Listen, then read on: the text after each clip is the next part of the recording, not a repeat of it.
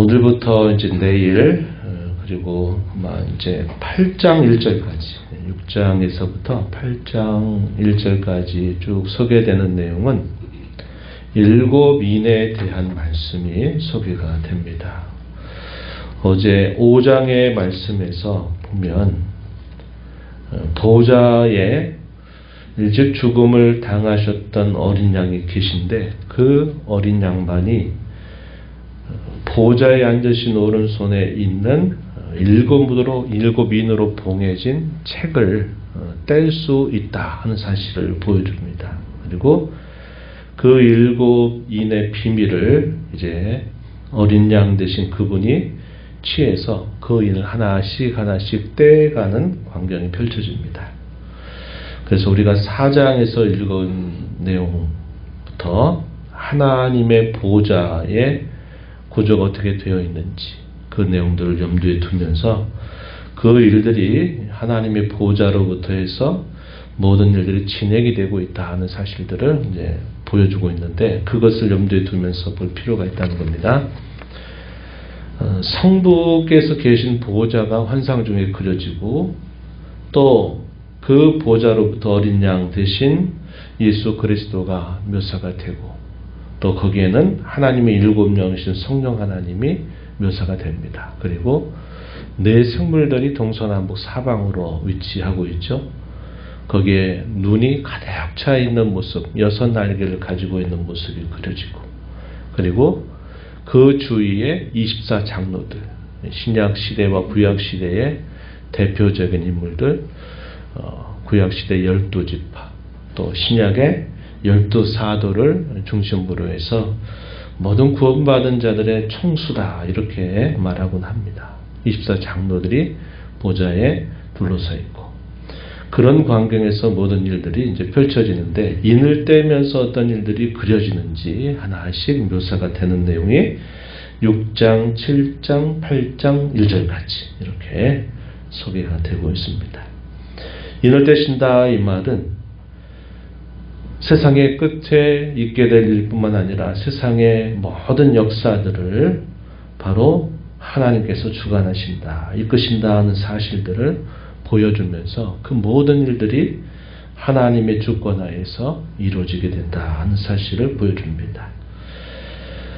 우리가 하나님의 말씀을 통해서 하나님의 역사 가운데 이 죄를 다루시는 방식이 두 가지 방식이 있다 그렇게 이야기합니다. 하나는 그 죄에 대하여 하나님이 심판을 행하시는 것, 또 하나는 하나님께서 그 심판 가운데서도 구원을 베푸시는 이 두 가지의 방법으로 하나님께서 죄를 다루신다 하는 사실인데 심판은 하나님의 공의로운 그의 속성에 따라서 모든 죄에 대하여 벌하시는 내용들이 소개가 되고 이 심판의 대상들은 사실 모든 인류가 다 이 심판의 대상이 될 수밖에 없는 것입니다. 그런데 그 심판 가운데서 구원을 행하시는 일들은 하나님께서 반드시 그 심판을 멸할 만한 충분한 조건이 갖추어져야 된다는 것이죠. 그것이 뭐냐면 바로 우리 주 예수 그리스도의 희생이라 하는 것입니다. 모든 인류가 다 죄에 따라서 심판을 받아야 되는데 그 심판 중에서 그리스도의 공로의 혜택을 입은 자들은 그 심판으로부터 면해서 구원을 받게 된다 하는 사실입니다. 이렇게 하나님이 인류 역사 가운데 수많은 죄를 다루시는 이 두 가지의 방법이 이제 인을 떼는 광경에서 하나씩 펼쳐져 가는 것을 우리가 확인할 수 있습니다. 본문 1절과 2절 말씀에 보면은 첫 번째 인을 떼는 환상이 소개가 되고 있습니다. 1절 한번 보시면 어린 양이 일곱 인 중에 하나를 떼시는데 그때 내가 들으니 네 생물 중에 하나가 우레소리같이 말합니다. 2절을 가서 보니까 흰 말이 있는데 그 탄자가 활을 가졌고 면류관을 받고 나아가서 이기고 또 이기려고 하더라 이렇게 묘사되어 있습니다.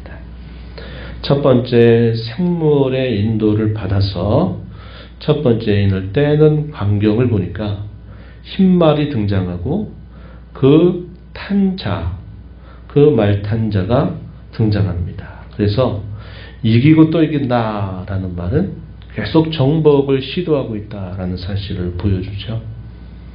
흰말을 탔다라고 하는 것을 통해서 이 부분에 대해서 이제 성경학자들의 의견이 두 가지로 갈립니다. 하나는 그것은 흰말을 탔다, 그리고 승리를 의미한다라는 의미에서 그리스도다라고 이것을 해석하는 성경학자가 있고, 또 대다수의 많은 성경학자들은 이것은 위장한 그리스도다 이렇게 또 해석을 합니다. 그래서 이 똑같은 이 내용을 두고 해석이 정반대로 이렇게 엇갈리게 되는 경우들이 나타나요. 그러나 많은 경우에 성경학자들은 이 흰말과 그 탄자를 거짓 그리스도라 이렇게 소개를 합니다. 흰말을 탔으니까 겉으로 보기에는 그리스도께서 모든 대적자들에 대하여 승리하시는 모습을 보여주는구나 이렇게 생각을 하지만, 그러나 이것은 진짜 그리스도가 아니라 위장된 그리스도의 정복을 의미한다 이렇게 많이 보고 있다는 겁니다. 정복을 상징하겠죠. 3절과 4절에 보면 둘째 인을 떼는 모습이 이제 두 번째 생물의 인도를 통해서 소개가 되고 있습니다. 어떤 모습이 그려지냐면 붉은 말과 그 탄자가 등장합니다. 그래서 허락을 받아서 땅에서 평화를 제하여 버리고 서로 죽이게 하고 또 큰 칼을 받는 모습이 묘사가 됩니다. 허락을 받았다라는 말은 이 모든 일들이 하나님의 주권 하에서 이런 일들이 이루어진다는 것을 보여줍니다. 붉은 발과 그 탄자, 이것은 피 흘리는 것을 상징해 주는 환상이 되겠습니다. 그래서 죽이고 또 평화가 사라지고 하는 일들이 나타나게 될 것에 대해서 말해주죠. 5절과 6절에서는 셋째 인을 떼는 환상을 또 보게 됩니다. 그때는 검은 말과 그 탄자가 등장하는데 그 묘사되는 걸 보니까 극심한 기근을 상징해주고 있다는 것을 보여줘요. 그 손에 저울을 가지고 있는데 한 데나리온에 밀한대, 볼이 석대다라고 하는 외침소리가 들립니다. 한 데나리온은 노동자가 하루 일해서 얻는 품삯을 말해요. 그런데 하루 종일 일해서 얻는 품삯으로 살 수 있는 게 밀 한 대밖에 되지 못한다. 또 볼이 석대밖에 되지 못한다. 이렇게 말합니다. 이것은 얼마나 그 상황이 극심한 기근 상태에 있는가 하는 것을 보여주고 있는 표현이죠. 그리고 넷째 인을 떼는 광경은 7절과 8절에 소개되는데 이때에는 청황색 말과 그 탄자가 등장합니다. 이것은 시체 혹은 시신을 상징해 주고 있는 내용들이 돼요. 그 탄자의 이름이 사망으로 불리고 있다는 겁니다.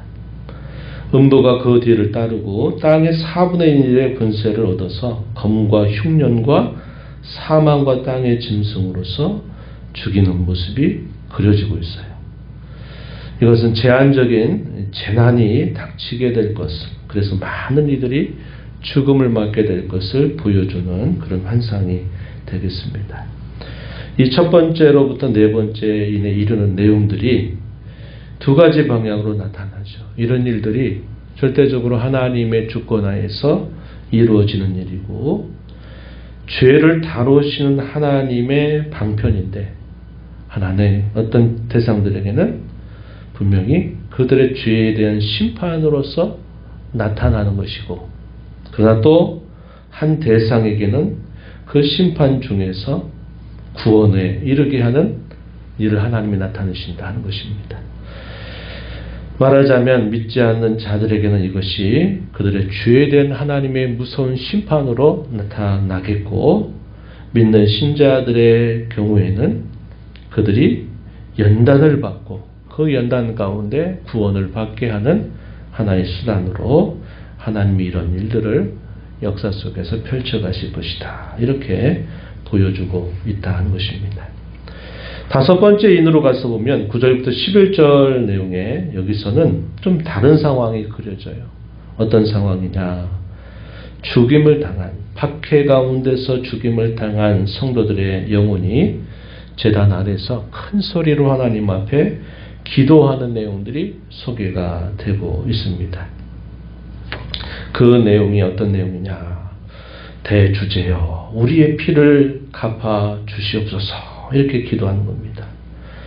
박해 가운데서 죽임을 당하고 또 그들을 죽였던 이들에 대하여 하나님이 심판해 주시기를 간청하는 그런 기도의 내용들이 소개가 되고 있다 하는 겁니다.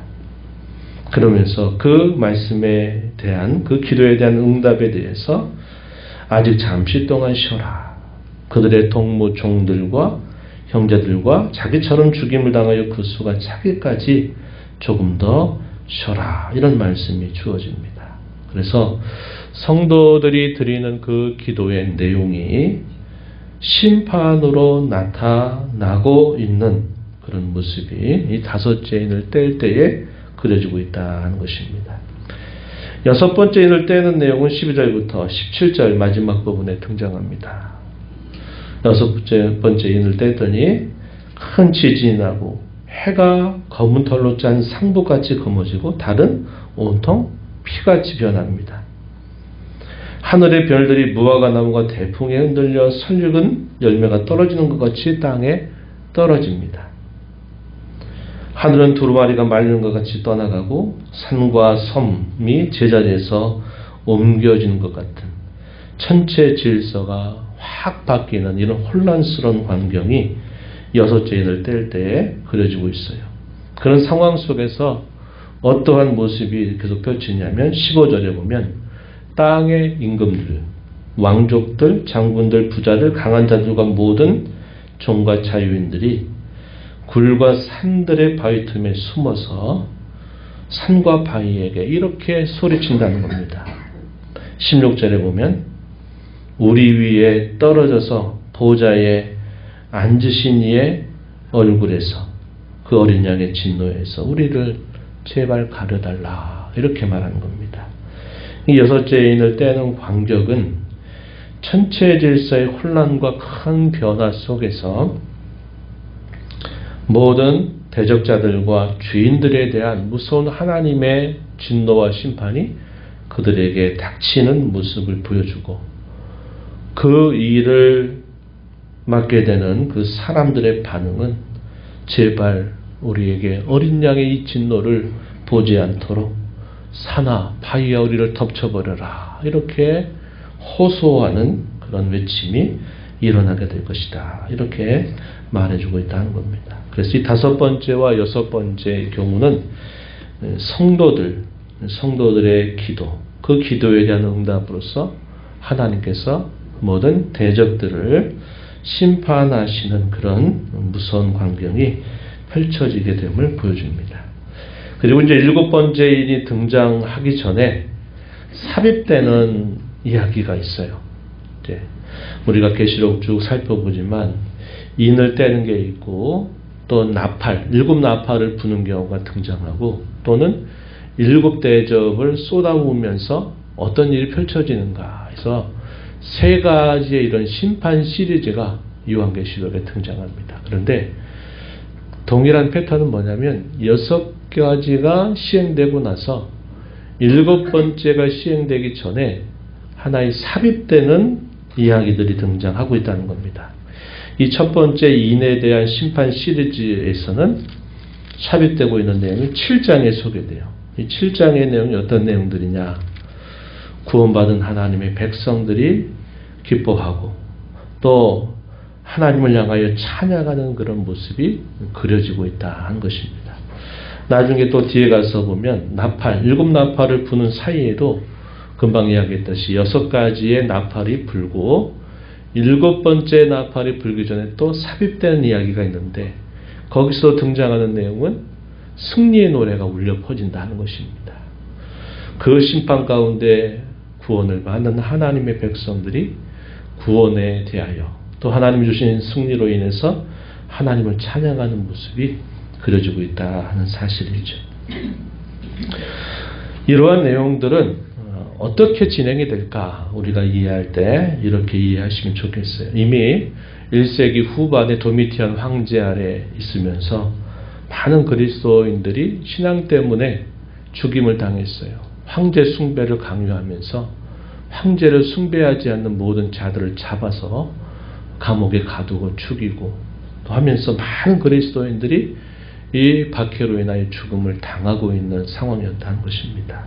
그래서 그러한 상황 속에 교회를 위로하고 참 소망을 주시기 위해서 이러한 요한계시록의 말씀을 사도 요한을 통해서 고난받는 교회와 성도들에게 이 말씀을 주고 계시다는 사실이죠. 그래서 이러한 일들이 먼 훗날의 역사의 마지막에만 이루어지는 일이 아니라 이미 그 당시에 고난받고 있는 성도들의 시대로부터 주께서 마침내 재림하시게 될 그 시간, 이걸 우리가 전체로 뭐라고 그러냐면 종말이라고 말합니다. 종말. 성경에 말하는 종말은 세상의 끝에 대한 이야기가 아니고 그리스도께서 이 땅에 처음 오실 때로부터 다시 오실 때까지 모든 기간을 종말이라고 말해요. 이 종말의 앞부분과 종말의 끝부분이 있겠죠. 물론 저와 여러분은 종말이 시작된 이후로 이미 2000년이라고 하는 시간이 지난 지금을 살고 있기 때문에 종말 가운데서도 끝자락을 계속 우리가 살아가고 있는 셈이 되죠. 그래서 우리가 되게 말세지 말 이렇게 말합니다. 말세 가운데서도 끝이다. 이렇게 우리가 이런 표현들을 사용해요. 그래서 이러한 일들이 계속적으로 역사 속에서 마치 나선형 구조처럼 이렇게 나선형 쭉 돌는데 계속 도는 동안 가만히 있는 게 아니라 계속 끝을 향해서 이렇게 전진해 가는 그런 구조를 가지고 있다 하는 것입니다. 그래서 정말 주님이 재림하시기 직전에는 이러한 내용들이 더 확연하고 더 분명하게 드러나게 된다 하는 사실들을 우리는 예측할 수가 있고 우리 주님께서도 실제로 그렇게 말씀하셨어요. 주님이 재림하시기 직전에 있게 될 여러 징조들에 대한 말씀을 분명히 말씀하신 바가 있다 하는 것입니다. 이런 모든 일들이 하나님의 주권하에서 이루어지고 사람들의 죄와 이 죄를 계속 부추기는 대적자들을 다루시는 하나님의 방편이다 하는 것을 우리가 기억하고 이러한 일 속에서도 하나님은 여전히 자기 사랑하는 자들을 하나님이 붙들어 주시고 그들을 지키시고 그들을 연단하시고 그들을 구원하여 승리를 맛보게 하신다 하는 사실을 우리가 잊지 말고 살아야 된다는 겁니다. 로마서 8장의 내용에 보면 우리가 잘 기억하는 것처럼 하나님이 우리를 사랑하신다. 그 하나님의 사랑 때문에 우리가 모든 것을 넉넉히 이길 수 있다. 이렇게 가르쳐 주죠. 우리가 이 땅에서 당할 수 있는 최고의 무서움이 뭘까요? 사망이라고 하는 거죠. 근데 이 로마서 8장에 보면 사망이나 생명이나 현재일이나 장래일이나 그 어떤 것도 우리를 사랑하신 하나님의 사랑에서 끊을 수 없다라고 우리에게 말씀해 줍니다. 그래서 우리가 믿음 가지고 사는 한 세상에 어떤 일을 당해도 우리가 두려워하고 우리가 무서워하고 그것 때문에 우리가 낙심하고 절망할 필요가 없다 하는 사실들을 기억하면서 우리에게 준 이 믿음의 소중함을 감사하면서 믿음 가지고 늘 하나님 앞에 살아가는 저와 여러분이 되어야겠습니다. 하나님 아버지 감사합니다. 이 새벽 시간 저희를 깨워주셔서 오늘도 주의 말씀을 함께 읽고 또 말씀을 통해서 하나님이 저희가 살고 있는 이 세상을 주관하시면서 행하시는 일들, 특별히 말세 가운데 더 끝을 향하여 갈수록 이러한 일들을 하나님이 행하심으로써 죄를 어떻게 다루시는지 그 죄를 다루시는 하나님의 행하심 속에서도 자기 백성들을 구원하시는 하나님의 손길을 약속하고 계심을 오늘도 살펴보았습니다. 하나님이 저희를 사랑하시는 이 사랑은 죽음도 뛰어넘는 사랑이고 그 어떤 인생의 극심한 일들보다도 더 깊고 크신 사랑이기에 이 사랑으로부터 끊을 수 있는 것이 아무것도 없다 하셨사오니 이 믿음을 가지고 살아가는 그런 기쁨과 감사를 가지고 하나님 앞에 더 든든히 서는 신앙으로 하나님을 의지하며 신뢰하며 하나님과 함께 동행하는 삶을 살아가는 저희가 되게 하여 주옵소서. 은혜의 보좌 앞에 나와서 아버지의 은혜를 구하는 모든 심령들의 간구를 귀비로 주시고 응답해 주시기를 바라며 예수님 이름으로 기도하옵나이다. 아멘.